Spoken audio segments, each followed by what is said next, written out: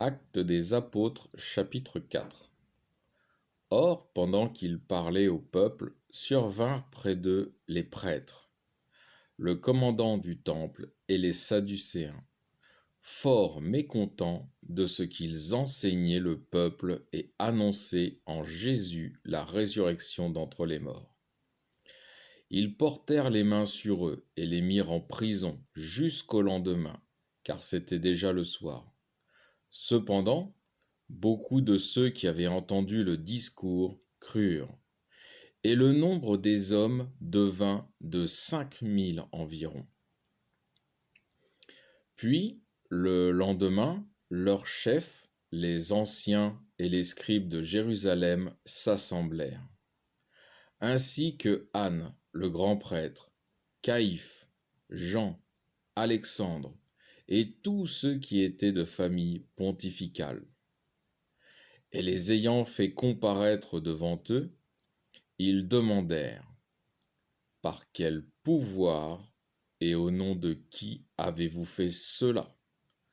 Donc là, il parle du boiteux qui était à l'entrée de la porte qu'on appelle la Belle, et que Pierre et Jean, en passant, ont guéri au nom de Jésus-Christ.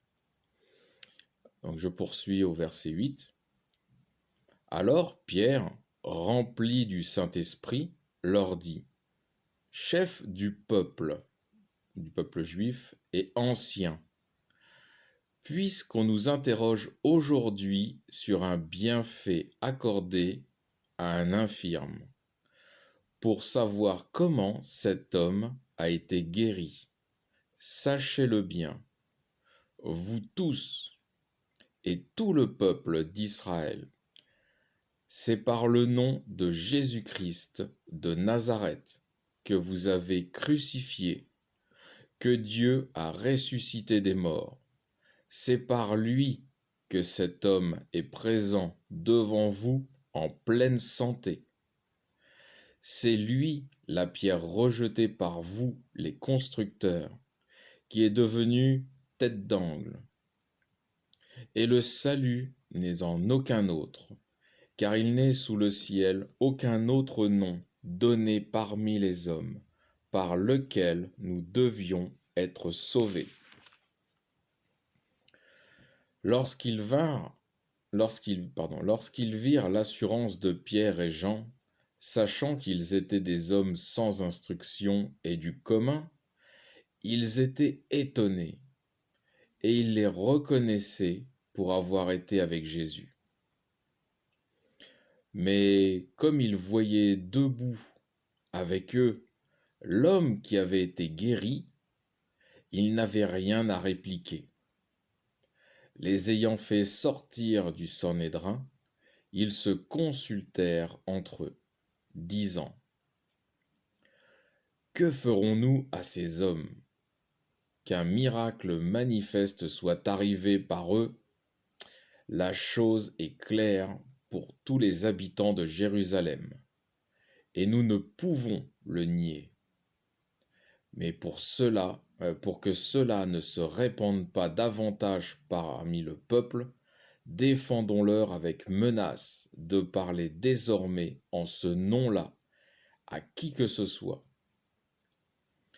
Et les ayant rappelés, ils leur dirent absolument de parler et d'enseigner, ils leur interdirent, absolument de parler et d'enseigner au nom de Jésus. Pierre et Jean, répliquant, leur dirent: Jugez s'il est juste devant Dieu de vous écouter plutôt que Dieu. Car pour nous, nous ne pouvons pas ne pas dire ce que nous avons vu et entendu. Après leur avoir fait des menaces, ils les relâchèrent, ne trouvant aucun moyen de les punir, à cause du peuple, parce que tous glorifiaient Dieu de ce qui était arrivé. En effet, l'homme à qui était arrivée cette guérison merveilleuse avait plus de 40 ans.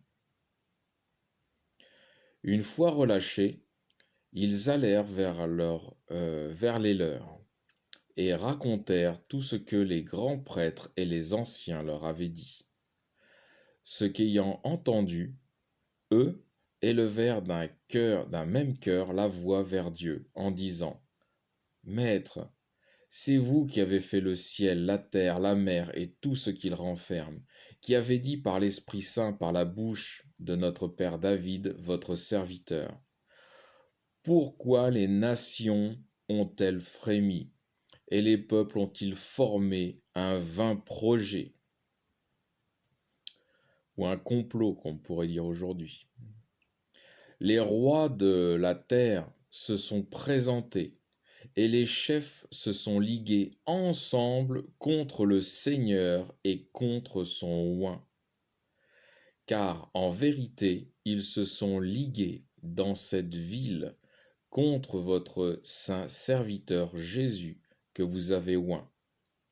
Hérode et Ponce Pilate, avec les nations et les peuples d'Israël, afin de faire ce que votre main et votre volonté avaient fixé d'avance pour arriver.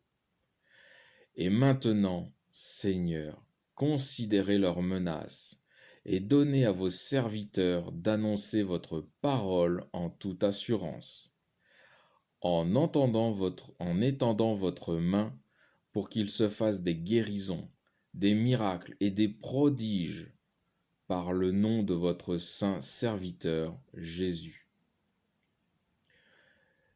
Quand ils eurent prié, le lieu où ils étaient réunis trembla, et ils furent tous remplis du Saint-Esprit, et ils annonçaient la parole de Dieu avec assurance. Or, la multitude des croyants n'avait qu'un cœur et qu'une âme, et nul ne disait sien rien de ce qu'ils possédaient, mais tout était commun entre eux. Alors, pourquoi un cœur et une âme? Ils avaient tous le même amour, tout ce groupe, on a vu qu'ils étaient à peu près 5000, hein. Ils avaient tous le même amour pour Jésus-Christ et ils vivaient tous en Jésus-Christ. Ils étaient tous dans l'unité. Donc ils étaient beaucoup, mais ils ne formaient, pour ainsi dire, qu'une seule personne ou qu'une seule entité. Je poursuis verset 33. Avec beaucoup de force, les apôtres rendaient témoignage de la résurrection du Sauveur Jésus. Et une grande grâce était sur eux tous. En effet, il n'y avait parmi eux aucun indigent. Alors, un indigent, c'est quelqu'un qui est dans le besoin.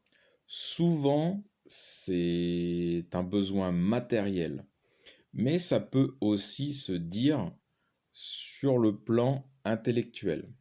Mais là, dans le cadre, on est dans un cadre matériel. Je poursuis, je vais reprendre au verset 34.